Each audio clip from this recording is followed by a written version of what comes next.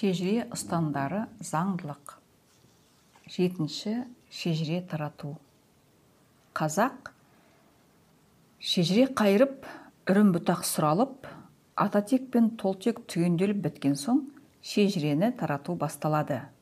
Шежіре тарату ғасырлардан ғасырға өзгермей келеді. Шежіре қалай таратылады? Бірінші, діл кестесі.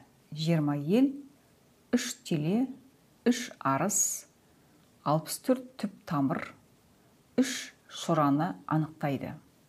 Екінші, ру мен аталары шежіреден табылып, қан жақындығы анықталады.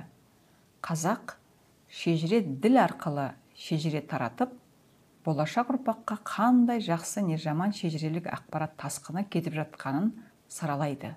Мысал келтірейін. Арыс, ағарыс, жанарыс, бекарыс арқылы әкеден ұл мен қызына берілген қасиет пен қабілет, мінез бен құлық, кемеңгерлік пен дарын және тағы басқа шежірелік ақпараттар ағыны зерделенеді. Ер адам арқылы ұлына ешқандай ауру мен кесел берілмейді. Шора, қара шора, бай шора, жан шора арқылы анадан ұл мен қызына берілетін инабаттылық пен сыпайылық, салиқалық пен сабырлылық, өнер мен дарынның қалай берілетіні сараланады. Анасы ұлына да қызына да бойындағы ауру мен сырқауын толық береді. Шора ақпараты ер балаға қонса, бала шора болып туып, қыз болғысы келеді. Арыс ақпараты қызға қонса, қыз арыс болып туып, еркек болғысы келеді. Қазақ осы жағдайды ұрпағына ескертіп, пәленнің ұлына тұрмысқа шайын деп отырсын, қызым. Ол ұл бала болса да шора болып туған. Қазан ошаққа араласып, өсек айтып жужақтап, ел кезіп күйбеңдеп кетсе, кешірімді бол. Уақыт келе басылады, ол солай. Шора болып туған, ұл бала деген.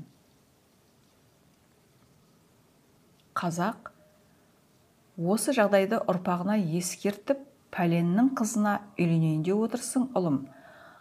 Ол қыз бала болса да арыс болып туған. Ерсілік көрсетіп, дау-дамайға араласып, бәрін өзім жасаймын, бәрін өзім басқарамын деп, беттен алып төске шауып өзіңмен төбелесіп, саясат қуып желігіп кетсе, кешірімді бол.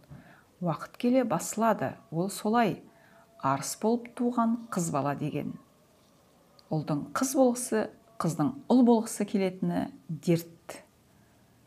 Шежіре ақиқаттығының дәлелі діл, ғылым дәлелдеген ұлы заң.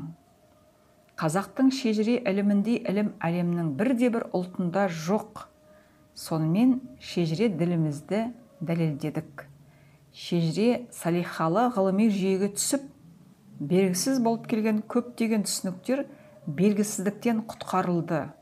Шежіре ұлы жүйе. Демек, шежіре тарату амалына нақты да шұрайлы мысал келтірмесек, айтылмақ ой шыңға шықпасы хақ. Тоқтар Бейсенбинов, Ақиқат кітабы, 120-шы бет.